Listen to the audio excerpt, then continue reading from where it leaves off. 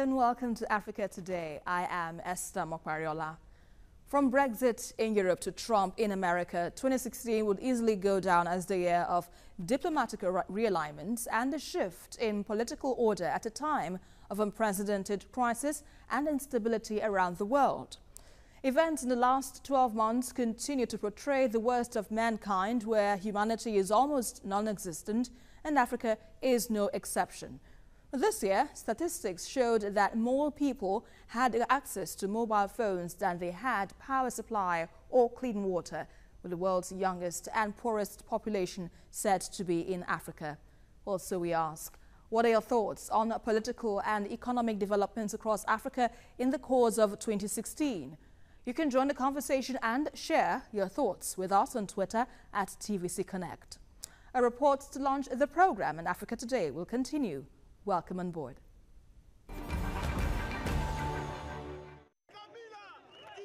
Tension is mounting in the Democratic Republic of Congo as security forces have shot dead several protesters who had gathered in the capital, Kinshasa, to demand that incumbent President Joseph Kabila steps down after his mandate expired on the 19th.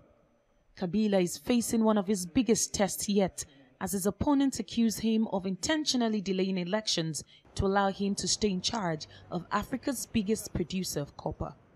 Meanwhile, TRC's newly elected Prime Minister, Sami Badimbanga, whose appointment in that of the new cabinet was announced minutes before the end of Kabila's second official term, is calling for calm in the troubled spots. L'annonce de la formation du gouvernement d'union nationale. The announcement of the new government of national unity marks an important stage in the effective setting up of the global political accord of the 18th of October 2016.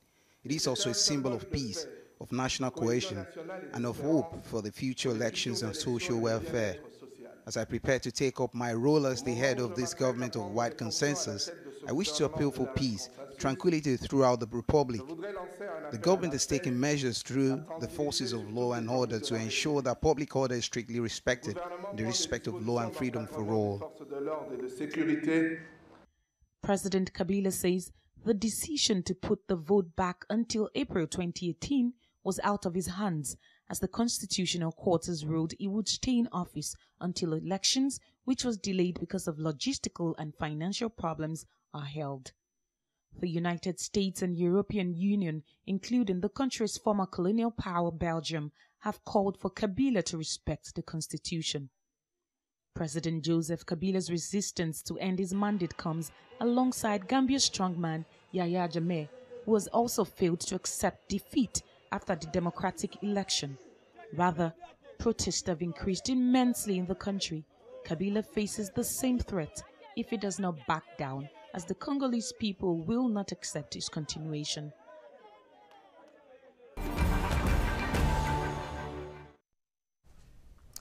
In a world of endless turmoil and neglected conflicts, millions were forced to flee their homes in 2016, with Africa standing out as a case study for observers.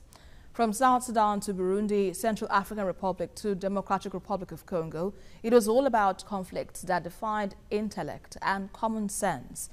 Joining me in the studio on Africa Today, I have SEYI Martins, a lawyer and a political analyst. Thanks a lot for being here. You're welcome. And on Skype, I'll have Dr. GNAKA LAGOKE, an Ivorian political analyst based in the United States. Thanks a lot as well for being a part of the program. Thank you very much for the opportunity. Right, let's start the show with you now, SEYI Martins. Lingering crisis across Africa. We can look at South Sudan and other, countries that we've mentioned over the course of the program.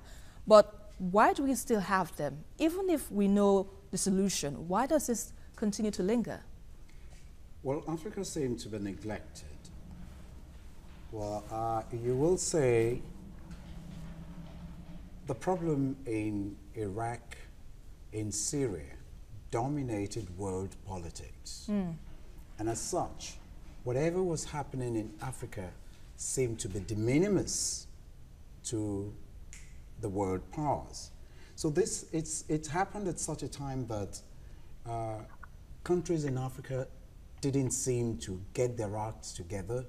majority of what happened in the year 2016 was sort of fragmentation in various places. South Sudan, Burundi, Zimbabwe, Gambia, even here in Nigeria. The world refused to see that because they had other commitments, which they seemed to, that occupied the space, which Africa sort of was shut out. And when we looked at some of the things that happened, some of the troubles we experienced in Africa, it just shows that because nobody was policing us, even the African Union was almost comatose at the stage. The West African ECOWAS sub-region, as a matter of fact, didn't know what to do for a long time, celebrating its 40th anniversary and all of that. It just seemed that this fragmented spaces in all of Africa, nobody was questioning, from Burundi, from Congo, DR Congo, and even in Zimbabwe. Who questions what is going on there? So Africa had been left alone to manage its turf, while other people, other countries like Nigeria, which had its election issue, running the issue of corruption and so many things that's been going on, made it difficult for even Nigeria, that used to play the leading role, to do or to interfere in some of this country. Same for South Africa, with the corruption that is going on with a credibility issue with President Zuma. So it's more of a case of African countries having problem with themselves rather than dealing with the problems on hand. Nobody was there to even caution the other. It was such a tumultuous year for Africa, and that was why we had so much of that problem. All right, GNAKA LAGOKE, you just heard my guest giving his own view on why he thinks the lingering crisis in Africa still persists. What are your thoughts on that? Thanks again for the opportunity. I could not hear everything he said, but it looks like he was giving a gloomy picture of what is going on in Africa. And even though we're still facing some challenges in Africa related to corruption, poverty, and poor leadership, and also some civil wars like in Sudan. But my assessment is that Africa is moving forward. There are many positive things that are happening on the continent of Africa. And we have recently a peaceful transition of power in Ghana. And we have also a peaceful transition of power in Benin. And then even though it was in 2015, the election in Nigeria, it was a very important piece of what is the positive story in Africa. And you know, there are many other things, and there is a growing Pan-African consciousness on the continent of Africa. And the people in Uros, in Burkina, and Senegal, who are in support of what is going on in the Democratic Republic of Congo, all those things are positive signs that we need to look at. But aside from the positives, the negatives will speak a lot. Look at what is happening in Burundi and the DRC, like you earlier mentioned, where Joseph Kabila refuses to, he is elongating his stay in power using the courts. But in the case of Burundi, Pierre Nkurunziza has refused to leave. And now we have another case happening just recently, Yahya Jammeh of Gambia. Why do we have cases like this that seem to have no solutions? No, there are some solutions. Even what Yahya Jammeh is doing, when I suggest that we look at the positive side, the resistance of the people in the Gambia, the pressure coming, from different parts of the world, within Africa and outside Africa, against the attitude of Yahya Jammeh and even what's happening in Burundi. My point is that, yes, many African countries became independent less than 60 years ago. And this is one point. Second, we are still suffering from the neo-colonial interference in our domestic affairs. Number three, that we do not have a stronger public opinion, still strong enough to prevent the attitude of people like Yahya Jammeh.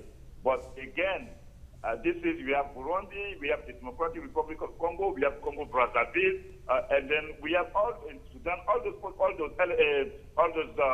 regions are not positive signs, but despite that, on the other hand, we can see many other good things happening.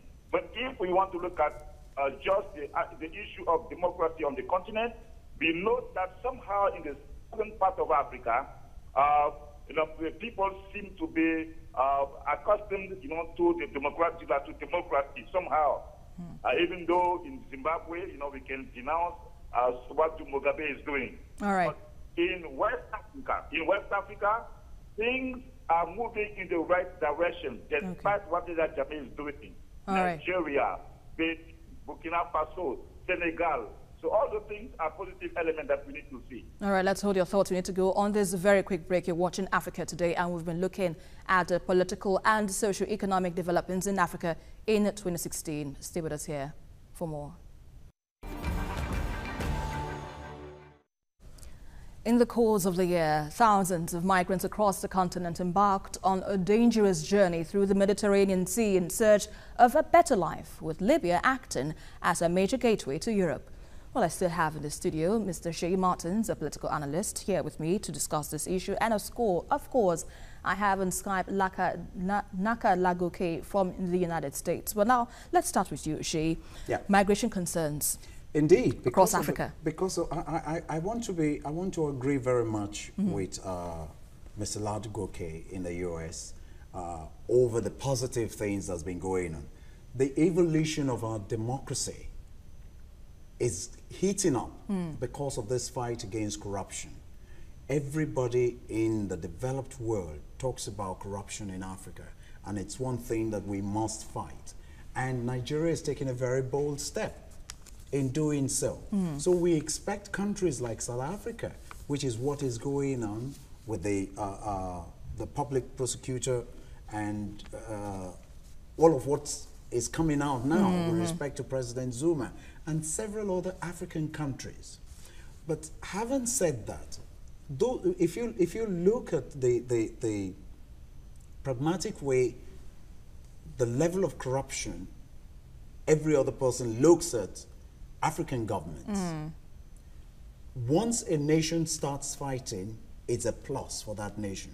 True. And since we are beginning to see that it's trickling to other nations from Nigeria, Ghana experiencing a wonderful, a peaceful election, and everybody trying to do things orderly, charging people what is going on in the Gambia, the corruption, the level of silliness that caused this election to take a very unusual turn. These are the things people are looking at. But when you look at the troubled states, DR Congo, Burundi, Zimbabwe, why people are transiting, wanting to go to Europe, the former governments like such as Belgium, does not want anyone from Africa because of what is going on in the European Union. With respect to Syria and all the Mediterranean and those countries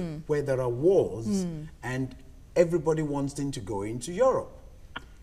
This country cannot take a lot of Africans because they had to contend with refugees from Syria and all of the Middle East. People going from Africa are still going into dangerous territory such as Libya. Since Gaddafi died, Libya had not been stable, and it is not likely to be so for a while now. And when you get there, because of the trafficking, the level of trafficking that goes on the coast of Libya into Europe, that route has been noted. That is why everybody is trying from these dangerous places, wanting to get out. Even in Nigeria, people are still going through the dangerous route in the Mediterranean to get into Europe. Having said that, things are going well, and we still have more problems in the political space. The socio-economic aspects of most African countries have been depleted because they're not getting the attention of the European Union or the Western world in America and all of those places that we get help from. True. Japan and all of those. It's not coming to us. Everybody is focusing on the Middle East. How do we stop the war in the Middle East?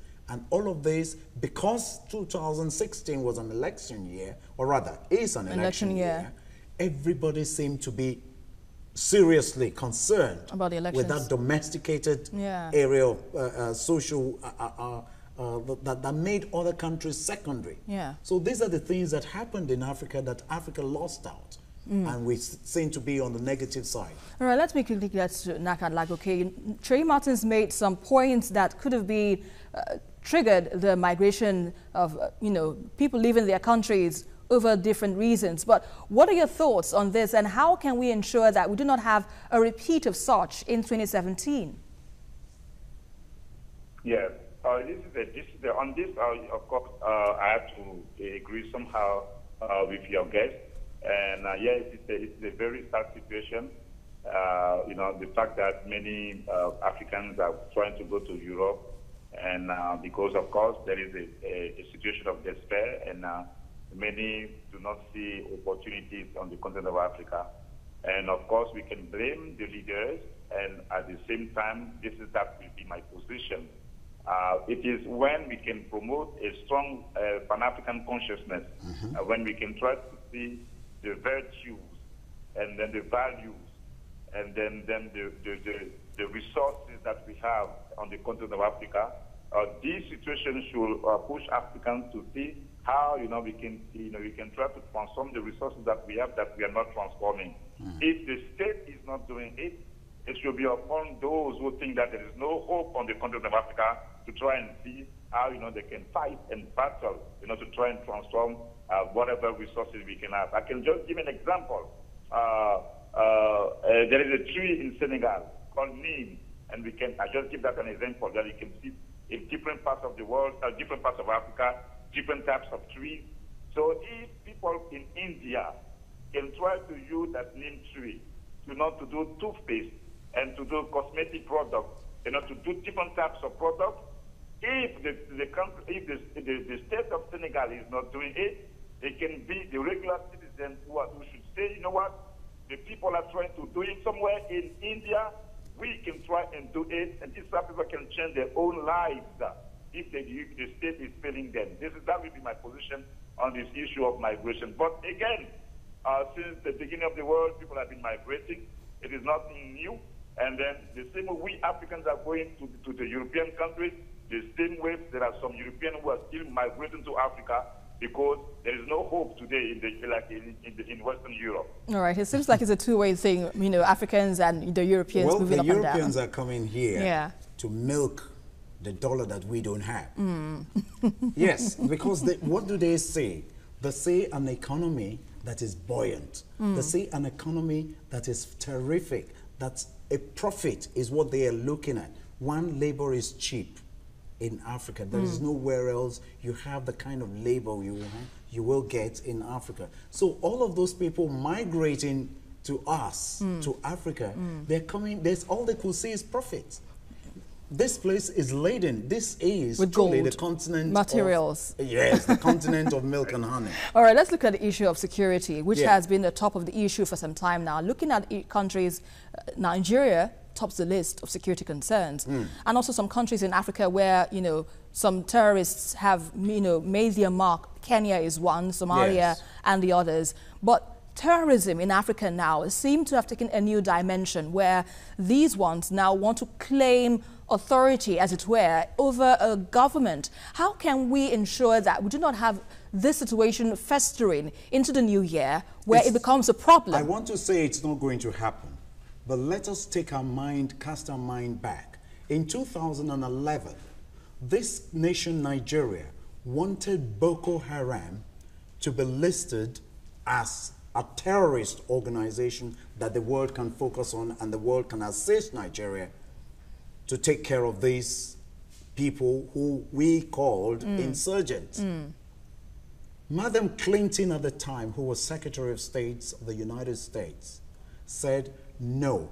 She disagreed with the FBI. She disagreed with Homeland Security. She disagreed with the CIA. She disagreed with every authority that says Boko Haram is getting help from the likes of ISIS and Al-Shabaab. So they should be classified as a terrorist organization situated in the northeast of Nigeria. Mrs. Clinton said no. And what happened? Even all of those things that the government of Nigeria needed to do at the time, purchase of arms, she blocked it. Why are we crying today? Why are we looking at this? These are some of the issues why personally I didn't agree with her. And all of those times, if you remember, President Obama came to Africa, didn't come to Nigeria. Why? Because of the policy of the United States against Nigeria. So security issue, we've been left to battle with it on our own. Al-Shabaab in Kenya did all of the bad things they did because they got support from ISIS. Yes, while the world was focusing on ISIS and Syria and what is going on in the Middle East, these people, the cells that they had kept growing. And of course, they didn't leave out Boko Haram. So, but in a nutshell, what are you trying to say now? That the security issue, now that the democratic government in the United States has gone, all right, it's going to take a different turn. Let's quickly get the thoughts of GNAKA LAGOKE. Do you share the same sentiment with my guest here in the studio? No, I want to commend, your guest on his position on the issue of Boko Haram and the reaction of the United States, and particularly of Hillary Clinton. And I like it because usually when we talk about our issues, we tend to think that, we are the sole responsible of our African tragedy.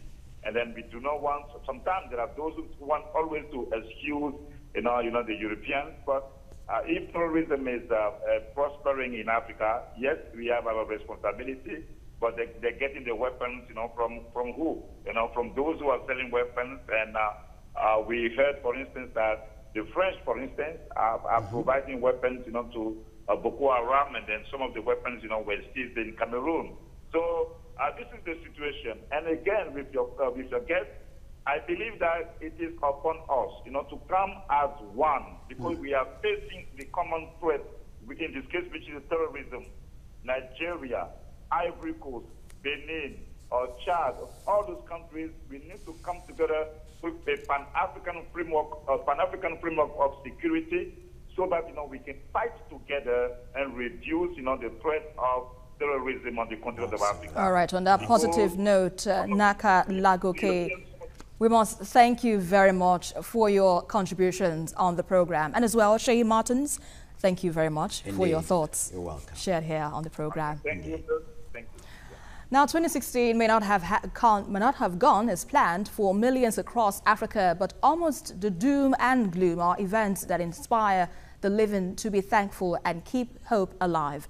This year, history was made, lessons were learned, and one can only look forward to a more fulfilling 2017 where dreams come true. And that's our package for today. But don't forget to join the conversation on Twitter at TVC Connect, and also follow me for updates around Africa at Esther TVC News. Until the next one, I am Esther Amokwariola, and always remember, this is Africa. Bye for now.